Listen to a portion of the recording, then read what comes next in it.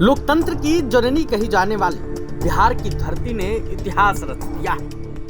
चुनावी इतिहास में एक नया अध्याय जुड़ दिया है। विधानसभा चुनाव के पहले चरण ही रिकॉर्ड तोड़ मतदान हुए हैं, जिसने हर किसी को चौंका कर रख दिया है। 121 सीटों पर अब तक 64.66% मतदान की पुष्टि हुई है। चूंकि यह आंकड़ा अभी अंतिम नहीं माना जा रहा है, क्योंकि 3000 से अधिक बूथों का अंतिम प्रतिशत आना बाकी है। राजनीतिक जानकारों की माने तो फाइनल रिपोर्ट आने तक यह आंकड़ा और बढ़ सकता है।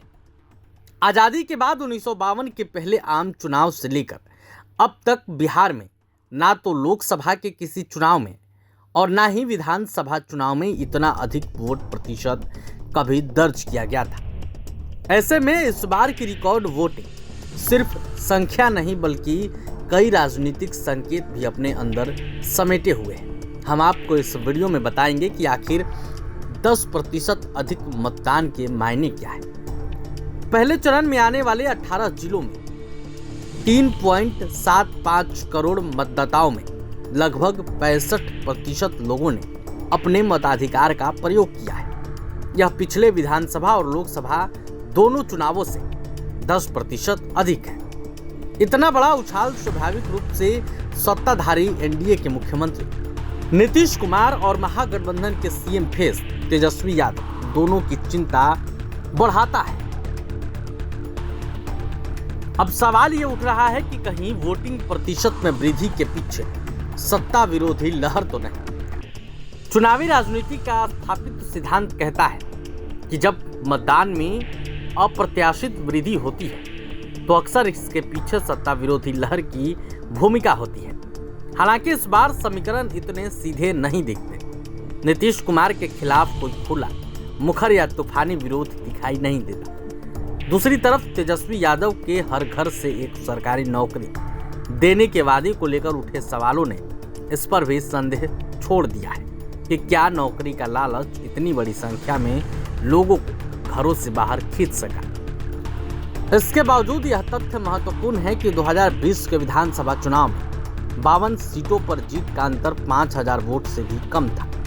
तेजस्वी यादव तब महज 12 सीटें जोड़ने से सरकार बनाने से चूक गए थे। ऐसे में इस बार देखी गई 10% अतिरिक्त वोट दोनों गठबंधनों की धड़कनें तेज करने के लिए काफी है। पिछले वोट प्रतिशत की बात करें तो आप तस्वीरों में देख पा रहे होंगे। पिछले रिकॉर्ड में लोकसभा चुनाव में बिहार में आज तक सबसे ज्यादा वोटिंग 1998 में 64.60% हुई थी।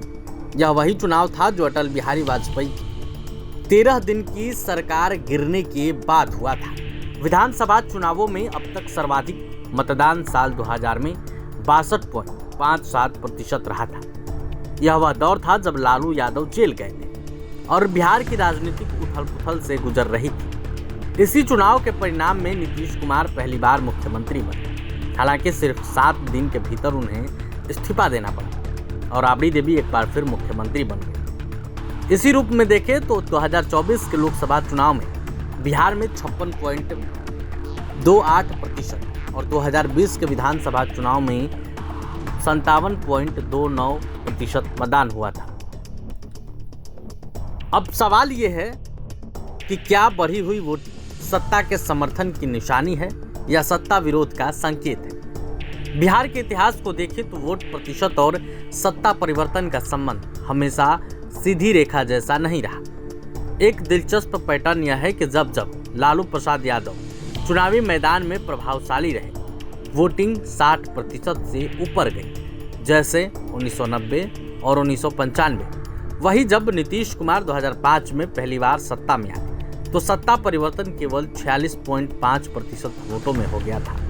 वे अगली बार और भी कम 45.85 मतदान में सरकार रिपीट कर ले गए। 2010 से 20 के बीच वोटिंग लगातार बढ़ती रही, लेकिन नीतीश कई बार सत्ता में लौटते रहे। यानी बिहार में वोट प्रतिशत से नतीजों का अनुमान लगाना बेहद मुश्किल है।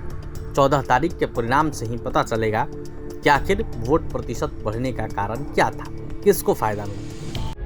प्रभातखबर.com, विश्वास वही, रफ्तार नहीं।